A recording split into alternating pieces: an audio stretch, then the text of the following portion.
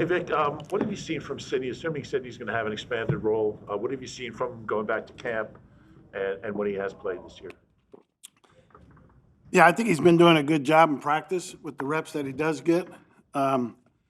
He's done a good job staying in tune in the meetings and the walkthroughs, and I'm excited to see how he does. Expect to have Reed over? Yes, I do. So Sydney would be the next man up with Makuba, obviously, sideline. How big a loss is that? I mean, he seemed like he really kind of, over the last month or so, is playing really well. Yeah, I think we talked about it last week. He's been playing a lot better and avoiding the big negative plays and playing to his ability. We saw what you did with Adoree Michael. went down, what made you want to go with that combination? What's that? After Adoree went down, what made you want to go with the combination with Cooper on the outside and Carter on the inside? That's what we felt was the next best combination. How do you think Cooper held up outside? This is a tough matchup, obviously.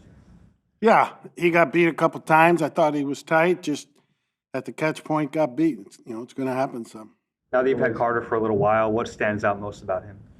I think he's a good player, good natural football player, understands the game. He's got good instincts, got good technique to his game. He's quick. We're pleased to have him. The door is still out, is that the combination you're still? It's possible. I think, is Andre Sam a guy who's stood out at all going back to camp? And Yeah, and Camp he has the last 2 years. And, there's a chance he'll be elevated.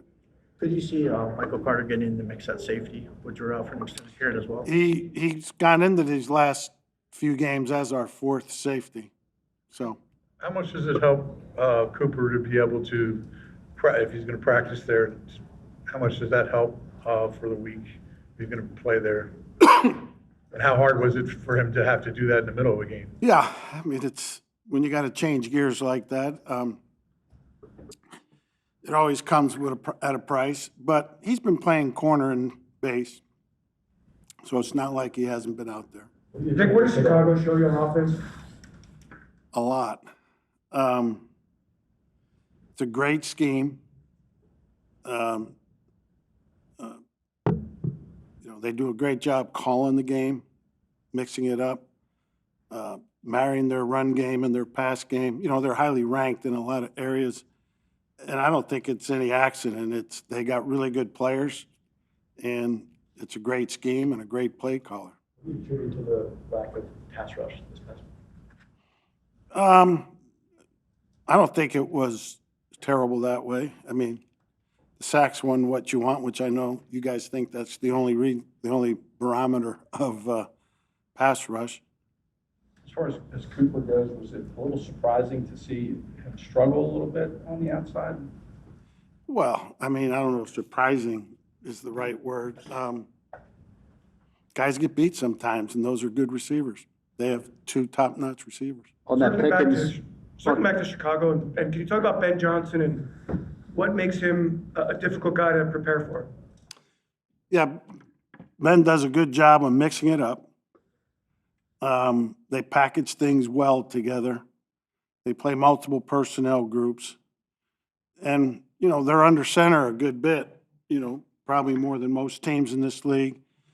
And kudos to him and his staff for bringing that young quarterback along who I don't think ever played under center in college.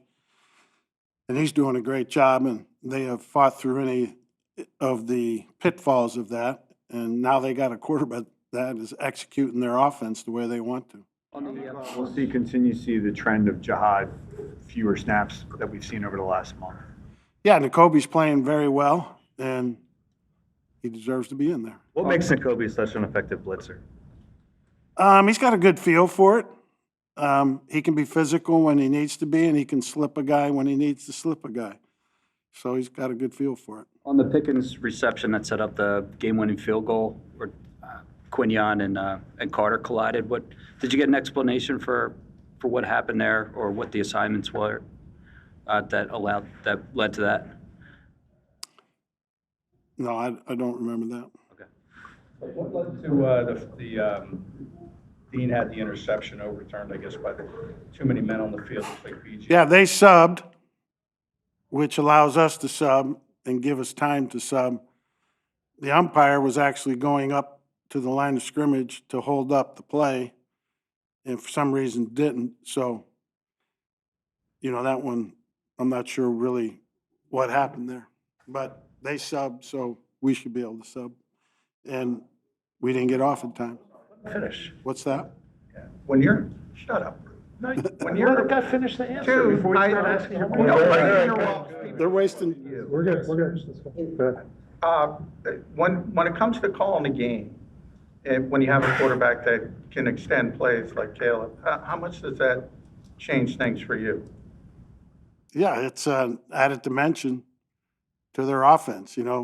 We've talked about how good their offense is.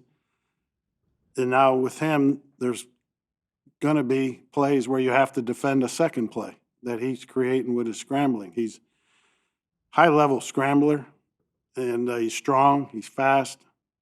He's got good instincts when he's scrambling. It's tough. How long like you lined up inside for 2 snaps, and it's not a look you've had with 3 edge guys on the field since early last year. What was behind that, and is that something that can grow? Yeah, we could play him in there more. And what was behind that? Just, he can rush pretty good from in there, and we were playing a lot of plays, and guys needed a break. Do you remember the last time you coached a game on a Friday? Yeah, 2 years ago. Which game was that? Miami, the Jets. Oh, there goes my question. Prior to that, it was I thought maybe it'd be back at 1982, Dunmore High School. That's what I was looking for. Yeah. In a week when you're playing against an offense that puts strain on the secondary and you have moving parts, and I guess only one practice, how do you navigate that? You have to go into the week knowing who that 5 is going to be. Yeah, but I mean, you always have to be ready for adjustments. You saw it the other day. We lost a couple guys, and if that game had gone into overtime, Carter probably playing safety, and Coop would have backed to nickel, and somebody, Keeley had been a corner. Nick was saying the other day that, you kind of give those guys chances like during developmental periods, like of different scenarios they can play out if injuries happen. How helpful is that? I mean, obviously it's not the same as being in a real game, but do you think it kind of helps when they have to go in like they did against the Cowboys? Yeah, it's helpful. It's going against our own offense, so it's not going against the team we're getting ready to play. So there's not the carryover there, but at least they're out there executing calls against, an offense. Is there any similarities here between you just played the Lions and now you're getting the Bears, and obviously there's a difference there. Any similarities? There's some, but there definitely is some, but not as much as you think. You faced some other scrambling. What's that? You faced some other scrambling quarterbacks this year. Is there anything unique about the way Caleb scrambles? Yeah, he just probably does it better than most. Him and the guy in New York are pretty elite at scrambling. So what has Jacorian shown you in practice, and what has your assessment been of him since he's returned from IR? Yeah, he's been getting some reps, doing pretty good. I don't think we're going to truly know until he gets out there and has to play. All right.